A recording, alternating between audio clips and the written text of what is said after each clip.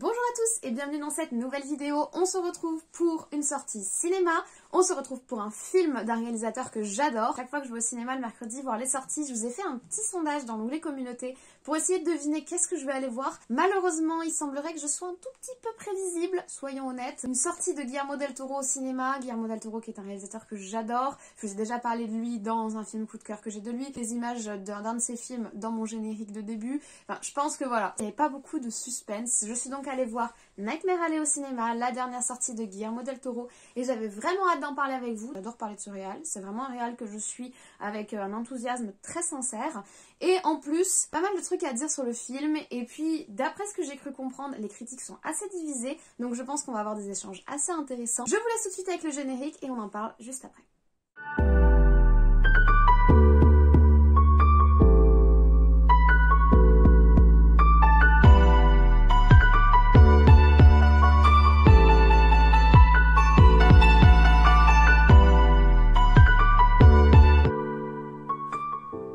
Nightmare Alley est un film qui est sorti le 19 janvier 2022, donc ce mercredi, qui dure 2h30, donc oui c'est un gros bébé, et qui est donc réalisé par Guillermo del Toro, un de mes réalisateurs favoris comme je vous l'ai dit. Guillermo del Toro, c'est que des films que j'adore, aucune de ses productions que je n'ai pas apprécié. Alors le plus récent film qui nous est sorti c'était en 2017, il a sorti La Forme de l'eau. C'était pas un coup de cœur pour le coup, j'ai beaucoup aimé la poésie du film, j'ai beaucoup aimé l'imagerie, la mélancolie transpirée de ce film et j'ai adoré découvrir l'histoire, mais voilà, ça n'a pas été un coup de cœur. Aussi des films qui par contre ont été d'énormes coups de cœur, Le Labyrinthe de Pan que j'adore, que j'ai mis d'ailleurs dans mon top film pour préparer Halloween. Il y a évidemment Pacific Rim dont je vous ai déjà parlé, la catégorie Cinémathèque où je vous parle un petit peu de mes coups de cœur parce que Pacific Rim c'est un film ultra jouissif, ultra bourrin et ultra jouissif que j'adore. Je suis une énorme fan de Pacific Rim. C'est aussi Crimson Peak, un film ultra romantique à l'ancienne, de la belle horreur à l'ancienne avec une image absolument splendide et des couleurs magnifiques. Crimson Peak, si vous l'avez pas vu, pareil, passez pas à côté, il est vraiment génial. C'est aussi les deux Hellboy par exemple. Pareil, c'est pas des coups de cœur, mais je reconnais que ce sont des films très sympathiques. Guillermo del Toro, il a un style assez éclectique, il fait pas toujours le même genre de film, mais ses films ont toujours un côté très poétique. Il y a toujours une très belle image, il y a toujours une grande poésie qui transpire de son image, de l'histoire qu'il nous raconte, de la façon dont il regarde ses personnages. C'est vraiment quelque chose que j'adore dans son cinéma.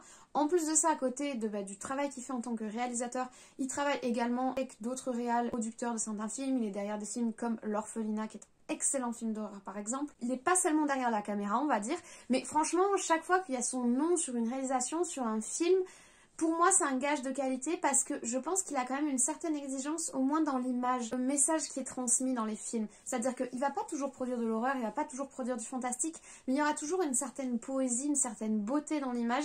Et tu sais que même si l'histoire t'intéresse pas, même si t'accroches pas à l'univers, tu vas aller voir quelque chose de beau et de bien filmé et de bien conçu. Nightmare Alley ne fait pas exception à la règle, donc Nightmare Alley, dernière sortie, et alors, moi, la thématique m'intéresse, on va dire, mais au-delà de la thématique, c'est un film qui est très très beau et qui, malgré ses 2h30, ne traîne pas en longueur, en tout cas, d'après ce que moi j'en ai pensé. Au niveau de l'univers, on est sur un univers années 30, donc dans l'entre-deux-guerres, post-crise de 29, donc avec quand même un contexte social un peu difficile aux États-Unis, mais avec cette espèce de course au progrès qui est en parallèle d'une certaine décadence qu'a pu connaître les États-Unis à cette époque, avec cet art déco absolument magnifique, un style architectural absolument splendide, des droits humains qui commencent à émerger mais qui sont encore dans un entre-deux, avec des flous juridiques autour de tout ce qu'on va aborder dans ce film, c'est-à-dire les freak shows, les espèces de cirques de monstres avec des gens qui ont des handicaps ou qui ont des malformations de naissance, qui sont exposés comme des animaux, qui gagnent leur vie comme ça, comme des forains, en exposant un petit peu leur difformité, on va dire. Donc ça, c'est quelque chose qui a été assez tragique aux États-Unis, mais qui a vraiment marqué cette période des années 20 et des années 30 après la Première Guerre mondiale. Cet univers que moi je trouve absolument fascinant. En plus, on aborde également quelque chose qui marque énormément la période, une espèce de course au mysticisme, une espèce de course à la communication avec les esprits. C'est-à-dire que cette espèce d'essor du progrès qu'a connu les États-Unis à ce moment-là, un espèce de progrès technique et technologique hérité de la Première Guerre et qui va se poursuivre durant la Seconde, cette espèce d'essor du progrès pousse les hommes à aller essayer d'explorer l'invisible, à filmer les fantômes, à faire des photographies spectrales, etc. C'est quelque chose qui a énormément à cette époque, tout ce mysticisme qui irrigue principalement les États-Unis et principalement les classes bourgeoises américaines. Et franchement, c'est une période que je trouve fascinante et c'est, je trouve, une période qui colle mais incroyablement bien au cinéma de Guillermo del Toro et je suis super contente qu'il l'ait abordé dans ce film Nightmare Alley. Donc de quoi nous parle Nightmare Alley? Quel est le synopsis? Quelle est l'histoire? Nous suivons un jeune homme, Stan, qui est un petit peu perdu, présente un petit peu du coup cette couche de population qui pendant un moment était un petit peu sur les routes pour chercher des petits boulots comme ça à quelques dollars la journée et qui était un petit peu on va dire dans l'errance. Donc lui il est dans l'errance, on connaît rien de sa vie, on connaît pas grand chose de son passé à part quelques secondes de son passé qui lui reviennent des fois en mémoire et que nous on voit à l'écran, mais il semble avoir un passé un peu trouble et il va tomber sur un cirque, une foire, et cette foire va lui proposer du travail. Donc lui il n'a pas de difformité particulière de ce genre de foire. On expose à la fois des gens avec des handicaps ou des malformations de naissance et également des personnes qui vont se dire médiums, qui vont se dire résistants à l'électricité, pouvant garder leur respiration pendant des heures sous l'eau, etc. Et en fait ce sont des tricks, ce sont des trucs de prestidigitateurs si vous voulez. Les gens viennent, ce sont des spectacles un petit peu populaires qui se déplacent, qui vont de ville en ville. Et il va petit à petit s'intégrer à ce groupe de forains et découvrir un petit peu les différents talents de chacun et les différents trucs. Il va surtout se rapprocher d'un couple qui pratique, on va dire, le mentalisme. Eux, ils appellent ça être médium, mais en fait, ils mentalisent les gens à qui ils s'adressent pour essayer de cerner leurs besoins et de faire croire qu'ils sont en communication avec des esprits ou avec l'au-delà, ils lisent dans leurs esprits, alors que pas du tout, ce sont des techniques qu'on appellerait aujourd'hui des techniques de mentalisme. Il va les approcher et petit à petit, il va se découvrir en fait des talents dans le domaine et il va finalement complètement s'intégrer à cette communauté. Donc ça c'est le synopsis de base, c'est un synopsis qui est déjà hyper intéressant. On ne surdéveloppe pas les personnages, juste on rencontre ce Stan et on va le suivre dans cette découverte et cette espèce d'émerveillement qu'on va avoir dans toute la première partie du film de cet univers entre la magie, la débrouillardise, des gens qui sont un petit peu à la marge, qu'on pourrait qualifier de marginaux, mais qui se serrent les coudes, qui forment une famille, et puis qui développent un art, ce sont des arts de rue presque, et lui il va découvrir tout ça, et on découvre tout ça avec lui. En plus on a une imagerie qui est très très belle, des décors qui sont absolument magnifiques, on va de la foire aux curiosités avec des fœtus dans des bocaux, etc., aux magnifiques chapiteaux, les lumières dans la nuit, beaucoup de plans qui nous montrent la grande roue, cette ambiance cirque à l'ancienne, vous voyez. On va suivre le parcours de ce Stan dans cette espèce de parenthèse d'humanité, à la fois des gens extrêmement bons et à la fois des choses tellement cruelles dans cet univers. Et c'est ça qu'on va découvrir avec Hero Stan et qu'on va suivre pendant les 2 heures de film sous différentes facettes, parce qu'on va être uniquement et sur tout le film sur un regard sur comment les êtres humains se traitent entre eux, quelles relations ils entretiennent entre eux, et le film se divise en différentes parties. On ne reste pas uniquement dans le cirque, on ne reste pas uniquement dans la foire, on va changer, on va sortir, on va aller découvrir la ville, on va aller découvrir le monde, on va dire de l'urbain, marqué par l'art déco, le béton, etc., et très marqué par cette fameuse société bourgeoise fan de mysticisme. Du coup au niveau de l'univers, on a un contexte, on va dire un décor qui est ultra savoureux parce qu'on a une ambiance à la fois très malaisante et hyper fascinante de ces foires aux monstres de l'époque et également de ces salons de mysticisme qu'on pouvait avoir dans les espaces un petit peu plus urbains.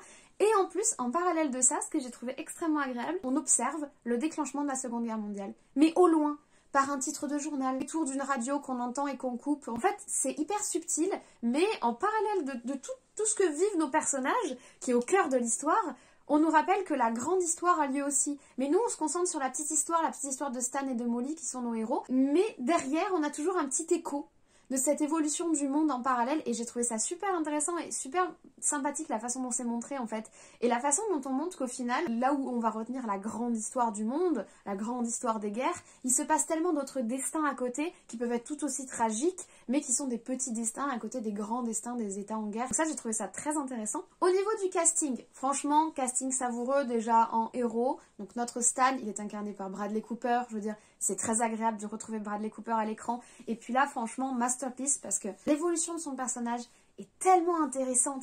Il passe d'une extrême à l'autre et il le fait avec une grande subtilité de jeu. J'ai trouvé ça très agréable. Il partage l'écran avec 2 femmes. Molly, qui va incarner plutôt l'innocence et qui est incarnée par Rooney Mara, que j'ai trouvé adorable, hyper touchante. Et puis l'évolution également de son personnage est très intéressante parce qu'on voit que cette jeune fille qui a grandi un petit peu surprotégée va gagner, on va dire, en maturité et va devenir beaucoup plus adulte. Et ça, j'ai trouvé que son évolution était très belle, en parallèle de l'évolution de Stan. Et alors, en plus, autre femme qui partage l'écran avec Bradley Cooper, Cate Blanchett, qui est incroyable, hypnotisante. Franchement, elle m'a hypnotisée. cette femme est une sorcière, dans le sens positif du terme. C'est-à-dire que vraiment, elle est magnétique. La façon dont elle est filmée, la façon dont elle joue, sa gestuelle, ses tenues, cette rigueur, cette rigidité, elle est incroyable. Elle incarne un docteur en psychologie dans l'histoire et elle est incroyable, ultra hypnotique et à la fois très malaisante et très fascinante, géniale dans le rôle, hyper bien castée. Elle a ce visage de chat avec le jeu d'ombre, la façon dont elle est filmée, dont son personnage est filmé, je l'ai trouvé incroyable et j'ai trouvé qu'elle matchait hyper bien dans l'histoire et qu'elle apportait une toute autre nuance, une toute autre caractérisation de personnage. J'étais hypnotisée, chaque fois qu'elle apparaissait à l'écran, j'étais en mode « Oh, elle est là !» J'étais vraiment très impressionnée. Personnage secondaire que j'aimerais souligner parce que ce sont des acteurs que j'aime bien. On retrouve Willem Dafoe qui va jouer Clem, un petit peu le chef de la foire. Et Willem Dafoe, enfin, ne serait-ce que son sourire, je le trouve incroyable ce mec et il joue hyper bien son rôle. Et lui aussi il est hyper malaisant mais dans un autre style franchement. Et toujours aussi, on va retrouver Perlman qui est pareil, est excellent dans son rôle. Forain un petit peu bourru, et qui a le sens de la famille et qui a le sens de la communauté chevillée au corps. Je trouvais qu'il y avait un très beau casting et une très belle direction d'acteurs et de très beaux jeux. J'ai pas trouvé qu'il y avait qui que ce soit qui était en dessous. Chaque personnage définit vraiment son personnage. Ils ont tous une certaine profondeur. La première partie du film où on est plutôt dans la communauté des forains, ou la seconde partie du film où on est plutôt en ville dans la communauté du mysticisme, etc., du mentalisme, etc. Dans les deux cas, j'ai trouvé que c'était extrêmement intéressant et que chaque personnage était bien développé, bien écrit et qu'il apportait quelque chose. Franchement, j'ai vraiment rien à dire au niveau du casting. Au niveau de l'image, c'est surtout la lumière qui m'a marquée. Alors l'image est très très belle, les décors sont absolument magnifiques. Je sais pas où ils ont tourné, mais il y a des endroits qui sont incroyables. Je suis vraiment fascinée par l'architecture et la décoration de type art déco. Et là, il y a des endroits qui sont juste absolument magnifique. Le bureau de Cate Blanchett, mais c'est un endroit, je sais pas si c'est un décor ou si c'est un lieu qui existe, mais il est splendide et la façon dont il est filmé est magnifique. L'usage de la couleur et l'usage de la lumière durant tout le film sont vraiment très très belles. Première partie du film, quand on est dans la foire, on a plutôt des couleurs chaudes, on a plutôt des lumières assez importantes. Beaucoup de lumière, beaucoup de couleurs, beaucoup de sons.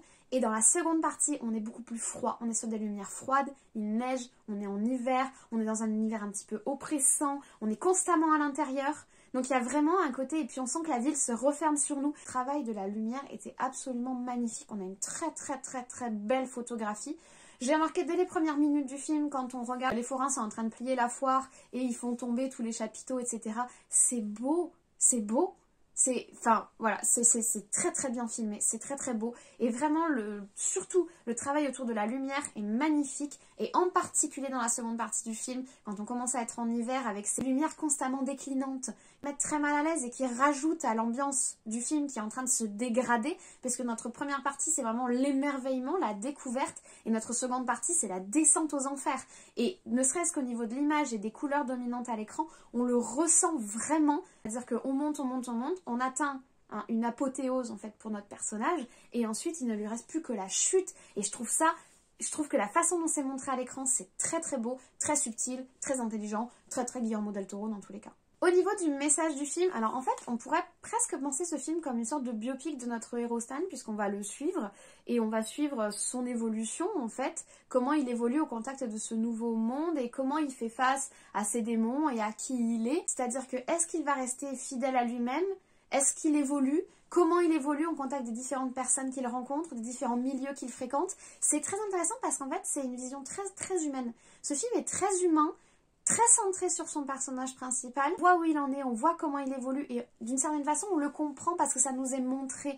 Mais c'est fascinant parce qu'on se doute de ce qu'il va lui arriver. On voit que lui-même il en a presque conscience. J'ai trouvé ça très intéressant. Alors en plus du coup de tout ce contexte, de ce milieu post-crise de 29 comme je vous l'ai dit et cette espèce de décadence qui précède le déclenchement de la Seconde Guerre mondiale, cette décadence qui est à la fois mêlée de beaucoup de progrès technologiques et de progrès architecturaux, etc.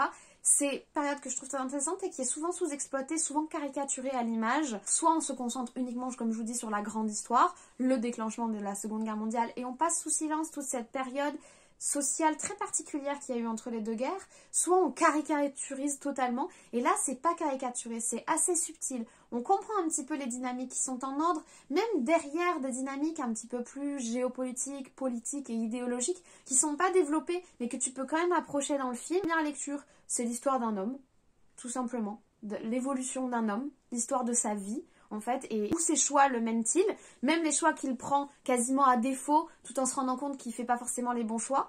Et en deuxième lecture, on a vraiment un regard très humain sur la société de cette époque, mais sans jugement, mais à la fois honnête, on va dire. C'est-à-dire, on ne juge pas nos personnages, on ne juge pas leurs choix, on ne juge pas ce qui se passe à ce moment-là, mais par contre, on est honnête en disant, ben oui, il y a tout ce délire, tout cet argent, tout ce luxe, des gens qui ont des sommes astronomiques et qui sont prêts à payer pour des choses qui sont de l'ordre de l'irréalité, mais auxquelles ils croient parce que le monde est comme dans une espèce de spirale infernale. On ne sait plus où sont les limites.